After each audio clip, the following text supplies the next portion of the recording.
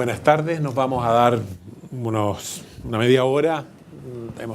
Tenemos restricciones de tiempo, una media hora esperamos para poder responder a las múltiples preguntas que se han planteado de la audiencia. Les pido disculpas de antemano, les va a ser difícil, dada la diversidad de temas e inquietudes, poder cubrir todo esto. Pero comencemos de inmediato con nuestros tres expositores nacionales y comenzando por Cristian, que tiene que ver con el tema de las herramientas y las tecnologías que nos permitan responder a esta intermitencia y fundamentalmente las tecnologías de generación. En el sistema interconectado central tenemos una interesante capacidad de embalse que evidentemente está ahí disponible para poder absorber estas diferencias. En el caso de España, el pump storage, las centrales de bombeo son muy relevantes y se mencionó como algo que tendría que crecer a futuro.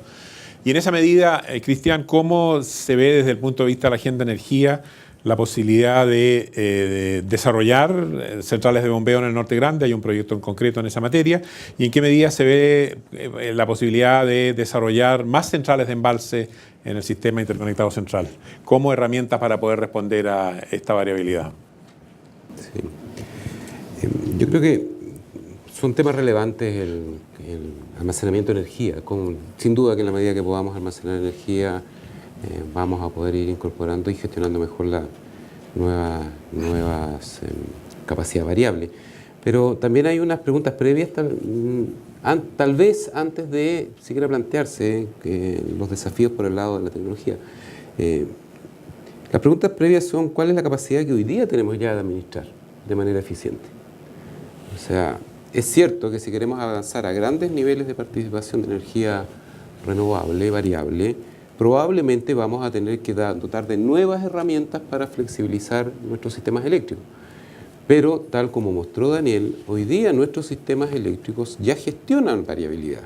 Gestionan variabilidad que viene por un lado de la demanda, como también variabilidad abrupta por eventuales fallas sistémicas de unidades de generación o de carga. Entonces, esas condiciones ya nos permiten hoy día explorar niveles de participación de energía variable que se puede administrar con lo que hoy día tenemos. Indudable, y esa respuesta no la tenemos del todo clara. O sea, Daniel nos está mostrando que con lo que hoy día hay ya se puede gestionar niveles bastante significativos en el sistema interconectado del Norte Grande, que es como un paradigma de un sistema inflexible desde el punto de vista térmico. Y eso es sin incorporar nuevas capacidades, con lo que ya tenemos. Esa pregunta es la que tenemos que hacernos, por ejemplo, en el SINC, un poco más a largo plazo en el SINC, que ya la estamos haciendo, como en el SIC y como también una vez que interconectemos ambos sistemas. Yo me quedo un poco con esa primera pregunta que tenemos que responder. Y sin perjuicio de eso, indudablemente, y ha sido muy clara en la agenda de energía, nos interesa seguir avanzando en el desarrollo de la generación hidroeléctrica. Tenemos un ministro que ha hecho un compromiso muy claro en el último tiempo, no solo en genérico en la agenda de hidroelectricidad, sino ha dado una señal muy clara hacia las pequeñas centrales hidroeléctricas, y que se ha puesto una meta un poco ambiciosa, creo yo, por parte de nuestra autoridad, pero que estamos empujando con todo. Y esas son señales de que nos interesa también el desarrollo hidroeléctrico. En esa misma dimensión de almacenamiento o de capacidades de respuesta, Cristian, y transmito la pregunta a Andrés y a Daniel también, ¿cuál es el rol que vemos que le cabe a la generación con gas existente y futura en ambos sistemas? Y alguien de la audiencia pregunta qué rol le vemos a los embalses, que son en definitiva las energías almacenadas a nivel de los terminales de gas. ¿Qué rol le ven en esa dimensión a una mayor participación? ¿En qué medida en el Norte Grande la gestionabilidad está dada por la existencia de estas centrales a gas o no? ¿Cuál es el futuro? Indudablemente las centrales a gas, y en particular ciertas centrales a gas que vengan dimensionadas o pensadas desde un primer momento para tener una gestionabilidad, van a ayudar a tener una gestión mucho más eficiente del sistema.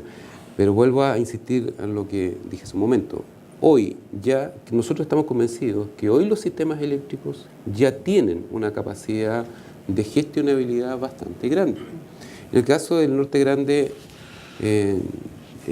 Daniel nos hablaba de que están dándose los primeros pasos con los primeros proyectos. Corrígeme, pero deben ser hoy día entre una capacidad instalada como del orden de 170 megas, 180 megas entre energía eólica y fotovoltaica. Y con lo que tenemos hoy día, estamos viendo que pueden gestionar 750 megas. O sea, hay un espacio de crecimiento hoy de más de 500 megas en el sistema del Norte Grande. ¿Cómo está su estructura hoy día? Con un parque térmico, fuertemente carbón, con generación a gas, pero sin necesariamente la incorporación de nuevas unidades. Cuando se haga la expansión con las unidades a gas, cuando se haga la interconexión, si es que se llega a hacer la interconexión con el sistema argentino, esa capacidad va sin duda que aumentar notoriamente y ni siquiera todavía estamos pensando en cosas adicionales. Hay un poco el cambio de paradigma de lo que estamos viviendo, es como nos replanteamos la introducción de energías renovables no convencionales y nos la replanteamos de una forma totalmente desprejuiciada, incluso asumiendo de que es posible que con lo que tenemos hoy día podamos tener niveles altos de participación de energía variable. Perfecto. Bueno, Cristian tiene razón. Yo creo que con los niveles actuales de recursos que cuenta el sistema, en particular el SIC, en un escenario que hoy día estuviéramos completamente interconectados o con la ampliación del sistema 500 al norte materializada y como se mostró ahí en la curva, hoy día la misma variación de la demanda de los recursos actuales permiten de alguna manera gestionar esta variabilidad.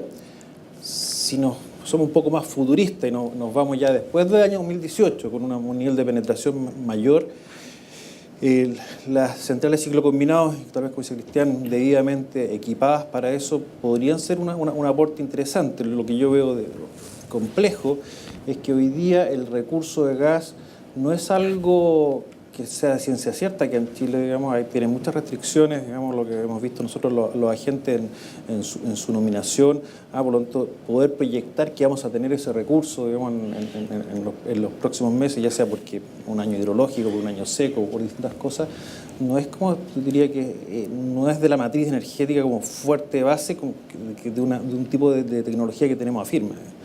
Entonces yo creo que tenemos que dejar pasar un tiempo, ver cómo hacer eso, cómo va a ser el desarrollo del gas, si va a crecer, se habla de la ampliación del terminal de Quintero, cómo sanar esas cosas, y yo creo que va a ser un importante ejercicio ver si vamos a llegar a eso. Y que también me imagino que va a complicar las nominaciones, digamos, de los propietarios de las centrales, y que tienen que empezar a bajar su generación para gestionar las energías renovables. Gracias. Sí, lo que yo veo... ¿Está apagado? Está apagado abajo. Arriba se Desconectémonos. Lo que yo veo es que esas opciones de almacenamiento obviamente están llegando o van a llegar, ¿no? En particular el tema gas ya lo está haciendo, con lo que significa tener reservas que afortunadamente están disponibles hoy día en ciertos montos, en ciertas cantidades para enfrentar estas contingencias operacionales. Por lo tanto, almacenamiento en versión gas, ya tenemos alguna cuota, pese a lo poco o al poco gas que tenemos en el sistema. Tenemos BESS, las baterías están por varios años presentes en el sistema y son un recurso conocido. Yo no descarto que la figura de los servicios complementarios permita acortar, incluir en el sistema algunas opciones de almacenamiento tipo BESS o algo en ese entorno. Y bueno, y la interconexión ya lo mencionaba en mi presentación, y opciones de bombeo también. Hay algunas iniciativas que muchos deben conocer. Por lo tanto, el menú de opciones para avanzar o tener recursos de almacenamiento, yo creo que se ha ido dando de manera casi natural, sin una lógica, sin una estrategia muy dedicada. Estas 4 versiones que menciono son almacenamiento en definitiva. En España, el tema del almacenamiento, ¿en qué medida es relevante y se lo es relevante en el largo plazo? Bueno, efectivamente es muy relevante. es muy relevante para un mix de generación con elevadísima penetración en renovables, en la medida en la que no consigamos desarrollar todo el potencial de la interconexión con el sistema eléctrico europeo, que como comentaba antes es 10 veces en dimensión el español. Necesitamos tener elementos que nos ayuden a gestionar esa extraordinaria variabilidad, que yo cuando veo, alguien ha hecho esa referencia a los balances anuales. Claro, cuando se habla de energía y de electricidad hay que hacer balances instantáneos, y me hubiera gustado ver alguna gráfica. Yo he puesto alguna de cuál es la aportación eólica española hora a hora y cuáles son la extraordinaria variabilidad que se produce hora a hora, que es necesario compensar de forma instantánea y con una capacidad de reacción rápida. Y eso es lo que proporciona el sistema hidroeléctrico, y es lo que proporciona un sistema hidroeléctrico regulable, y es lo que proporciona el bombeo. Pero en el caso quizá más relevante para ver ese reto son los sistemas pequeños. Es decir, las Islas Canarias, por poner ese ejemplo. Es decir, un sistema de 500 megavatios de demanda de punta, que tiene 200 megavatios de fotovoltaica, y en el que se producen unos puntazos extraordinarios de variabilidad como consecuencia del paso del frente de nubes. Bueno, gestionar ese proceso y hacerlo manteniendo una frecuencia estable significa tener una capacidad de respuesta del sistema hidrotérmico extraordinaria. Bueno, que indudablemente en el caso canario pasa por introducir centrales de bombeo. Sí o sí, no es posible gestionar unas islas que pueden aspirar a tener, por recurso eólico y por recurso fotovoltaico, aspirar a tener un nivel de penetración de renovables muy alto, digamos, casi pleno, si no es con un sistema de bombeo hidroeléctrico. Y con un sistema de bombeo hidroeléctrico bien gestionado, efectivamente pueden conseguir niveles de penetración de las renovables muy altos, junto con otros elementos. Hay ya un experimento de un volante de inercia instalado en la isla de Fuerteventura. Es decir, hay otras disponibilidades tecnológicas que tienen que contribuir a dotarnos de capacidad de gestión de esta variabilidad. Pero aquí el riesgo, yo tenía un profesor de estadística que decía que con esto de las medias, que decía que la estadística es la técnica por la cual una persona puede estar en temperatura de confort con la cabeza en el horno y los pies en el hielo.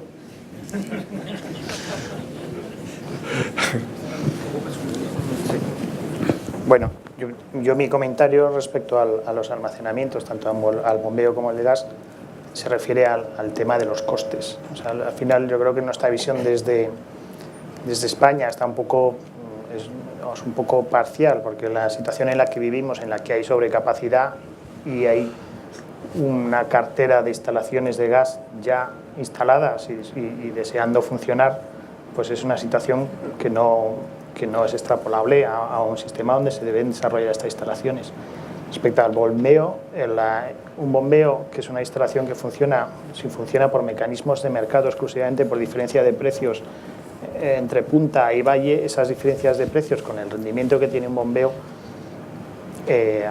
solamente en embalses ya existentes, como se dijo esta mañana, puede resultar ser rentable esa instalación, pero a día de hoy construir un bombeo en España nuevo y vivir solo de esas diferencias y funcionando 2.000 horas al año por diferencias de precio es difícil que se haga. Y respecto al gas, una inversión como una central de gas a largo plazo para vivir solo de regulación, yo creo que hay que desarrollar mecanismos quizás más sofisticados para ver esta energía de apoyo cómo se puede llegar a soportar, porque si no, en principio parece poco esperable que alguien vaya a invertir solo por estas diferencias de precio por lo que son centrales pico o centrales para vender en servicios complementarios. Profundicemos un poco el tema de los costos en España. Digamos, hay dos preguntas acá que efectivamente reconocen la tremenda reducción de costos de inversión y evidentemente costo de operación de las tecnologías renovables intermitentes. Pero en definitiva ambos preguntan en relación a que esta generación intermitente está requiriendo en España una infraestructura adicional importante en transmisión, en estos mismos esquemas de respaldo, digamos, servicios complementarios, etcétera. Y la pregunta es, ¿cuál es el costo de integración de estas energías intermitentes? Y finalmente, ¿a quién lo está pagando? ¿Y de qué orden estamos hablando, digamos? Bueno, desde el punto de vista del coste de la transmisión en España debe costar del orden de 6 euros. El coste total de la transmisión, es cierto que la transmisión en España es 220 kilovoltios y superior, es en torno de los 6 euros el megavatio hora aproximadamente. ¿Qué parte es sobrecoste? No es demasiado relevante. Podemos hablar de 1 euro el megavatio hora de sobrecoste de ese desarrollo. Es decir, en relación con el cambio extraordinario en el mix de generación, no es material. Realmente no. Y desde el punto de vista de los servicios, de los costes, yo creo que lo comentaba, me parece antes, tampoco es un sobrecoste importante. El sobrecoste fundamental ha venido por el hecho de gestionar mal el proceso de implantación de forma masiva en una fase demasiado inmadura. El feed-in tariff. Sí, es un feed-in tariff mal gestionado, pero incluso podría haber sido si se hubiera acotado realmente el diseño de los objetivos planificados, era razonable. Es decir, era razonable en el sentido de que de plantear 500 megavatios el país podía contribuir a quizá internalizar industrialmente el desarrollo de 500 megavatios, aunque fueran muy caros. En esta década, 500 megavatios de fotovoltaico, y hubiera sido un sobrecoste, pero un sobrecoste perfectamente asumible. Es el salto de 500 a 4.000, que es un salto no planificado, no pretendido, consecuencia de un mal diseño del modelo de aprobación de los proyectos y de la descoordinación también del modelo territorial. Comunidades, administraciones regionales aprueban los proyectos y no soportan su coste, sino el soporte es soportado por el conjunto del sistema, el que ha generado un sobrecoste para el consumidor español, que es el que paga al final ese cambio en el mix de generación, derivado de haber puesto, sobre todo en el ámbito fotovoltaico y también en el ámbito termosolar, una potencia en un nivel demasiado alejado de la energía térmica a la que sustituye. Porque cuando planteas una transformación, aunque sea una transformación forzada, no directamente con señales de mercado, no le pones a competir directamente, sino orientada por la política energética, pero estableces que puedes, no es lo mismo establecer que puede ser tener un sobrecoste del 20 o del 30% respecto de la energía térmica a la que sustituye, que plantearte un desarrollo masivo a 10 veces la energía térmica a la que sustituyes, o a 8, o a 7, o a 6, ¿no? Ese proceso, que es el que se ha producido en España, en Italia y en Alemania, pero también en Francia. Y en Francia lo han tenido que cortar también de forma precipitada, pero por mal diseño del mecanismo de gestión, ¿no? Simplemente un comentario. O sea, el coste de infraestructuras, de redes, sobre redes de transmisión ya lo ha comentado Luis, de redes de transmisión, sobre redes de distribución. La red de distribución, la gran mayoría son pagadas por los propios promotores de las instalaciones. Entonces, al final luego se acaban incorporando al sistema, pero son como un coste del desarrollo. Y por lo demás, yo creo que ya está todo comentado. El tema de los costos y los incentivos, yo creo que lo comentamos anteriormente, y yo creo que en línea con lo que dice Luis, que es una cuestión de gestión del tiempo en el que se han incentivado las tecnologías, que al final es lo que paga el consumidor final, porque en España todos esos costes y esos costes regulados va al peaje que finalmente paga el consumidor final. Gracias. En el Norte Grande a menudo se cuestiona la declaración de los mínimos técnicos de las centrales como una restricción para el CDE, que en términos de la flexibilidad que tiene, que ya vemos que igual es suficiente, digamos, pero la flexibilidad que tiene para acomodar estas energías variables y reducir los niveles de generación oportunamente. ¿Qué hay en ese ámbito? ¿Qué acción se plantea respecto a efectivamente revisar si esos mínimos técnicos surgen de estrategias comerciales o son efectivamente mínimos técnicos? Lo que la preocupación que existe por ese parámetro salarial en particular, yo creo que está enfocada. ¿Acaso es o no una flexibilidad? Obviamente que es una restricción a la operación económica. Y el efecto más importante yo lo sitúo ahí, cómo esa restricción afecta el sistema de precios, cómo distorsiona el costo marginal. Y yo radico ahí los principales efectos que eso tiene.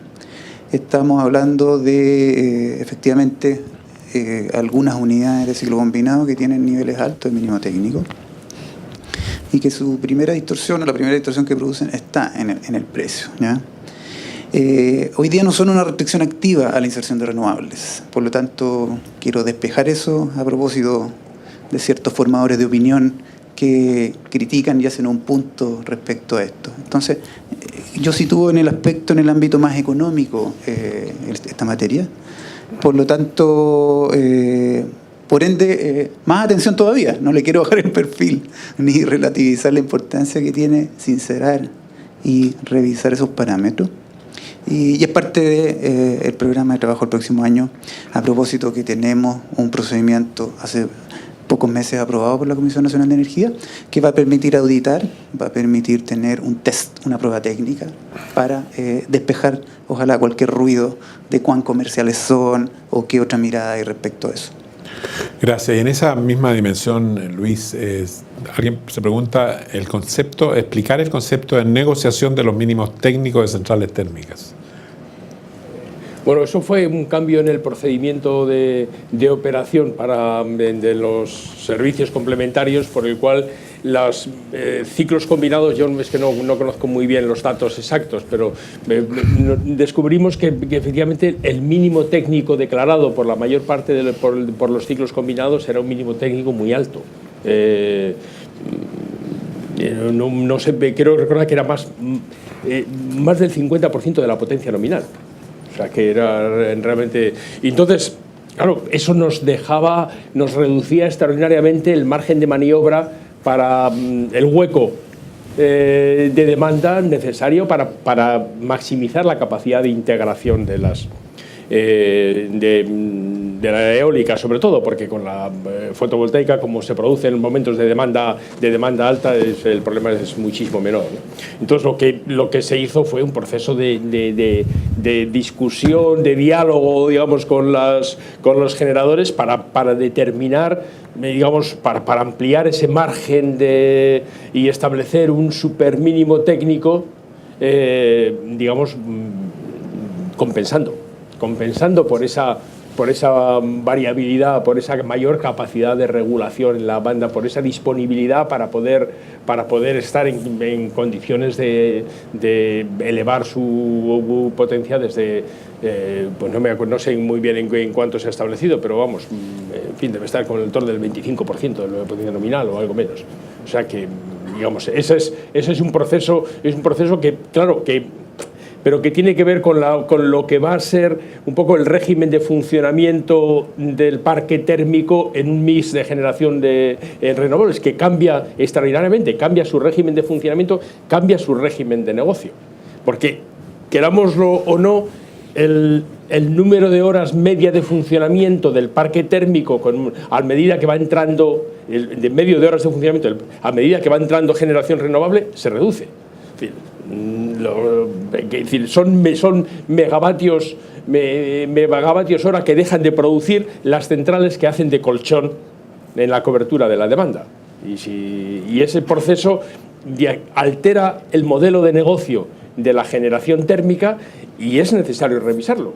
Es decir, es necesario revisarlo para asegurar, como es lógico, que la señal económica permita recuperar la tasa de rentabilidad lógica para un negocio que el sistema va a necesitar como respaldo de la variabilidad renovable, ¿no? Lamentablemente estamos restringidos por el tiempo, así que yo quisiera cerrar este panel con una pregunta que se las retransmito, que hizo Cristian Santana, digamos, que se planteó cuál es el nivel de participación de las renovables socialmente eficiente para Chile, que es una pregunta desafiante, digamos, y en la que efectivamente el gobierno está analizando en una estrategia de mirada al año 2050, digamos.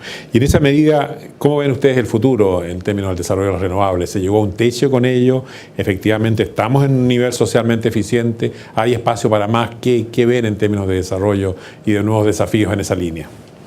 Bueno, en fin, mi opinión, yo estoy absolutamente convencido de que el proceso de transición hacia un nivel hacia un mix con una muy elevada presencia de renovables es un hecho. Ese es un proceso que la maduración tecnológica, quizá en el ámbito del recorrido, en el ámbito eólico ya es menor porque lo ha hecho en una parte sustancial. En el ámbito solar, y en particular la fotovoltaica, es un recorrido indudable y va a constituir una parte muy fundamental del mix de generación, y yo preveo efectivamente un mix de generación en el año 2050 en el que las energías renovables van a tener con muchas diferencias entre unos países y otros, dependiendo de su disponibilidad hidroeléctrica, de su integración en un sistema eléctrico regional, de su capacidad para aprovechar ese nivel de integración en la gestión de su sistema eléctrico, pero en la medida además en la que la demanda va a tener una contribución cada vez más relevante a la prestación de servicios de balance. Hoy en día prácticamente estamos planteando todo este proceso sobre la base de cómo conseguimos compensar la variabilidad de la generación, la gestionabilidad que perdemos en el ámbito de la generación con otros instrumentos, haciendo más flexible la utilización del resto de nuestro parque gestionable todavía, o haciendo que esa generación intermitente nos aporte también algunos servicios de balance. Pero tenemos el otro gran yacimiento todavía por explotar, que es el de la demanda, que tiene un potencial extraordinario, y ahí podríamos hablar mucho tiempo sobre cuál va a ser realmente la gran revolución, en mi opinión, de los próximos 20 años. Esta ya la doy por hecha. Es decir, la revolución del eólico y del solar la doy por hecha. La gran revolución de los próximos 20 años está aguas abajo. Está en la demanda y en la contribución, en la demanda, en la generación distribuida y en la prestación de servicios para esos recursos energéticos distribuidos, que es un cambio en el modelo de negocio de la distribución extraordinario, y que también va a requerir una revisión o un repensar el modelo, no solamente ese modelo de negocio, el modelo de retribución de la distribución y el modelo de pago por el uso de las redes de distribución, que no sé, porque el que ahora tenemos no va a servir para ese esquema. Santiago. Completamente de acuerdo con la opinión de Luis. Yo creo que esta primera fase de penetración de nuevas tecnologías de generación ya está implantada, y lo que tiene que desarrollarse allá donde no se ha hecho, implantaciones de penetración de renovables de 40-50% en el corto plazo, es algo gestionable en los sistemas eléctricos, y lo estamos viendo en los países que empezaron primero. Y eso será en el corto medio plazo, y en un poquito más allá el tema de la demanda. Lo que pasa es que ya no sé si eso es generación o es demanda. O sea, al final lo que al final se ve, y yo que hacía referencia a los países en los que estamos, países como Australia o California, la evolución de la demanda Australia, que es un país que crece y que crece su Producto Interior Bruto.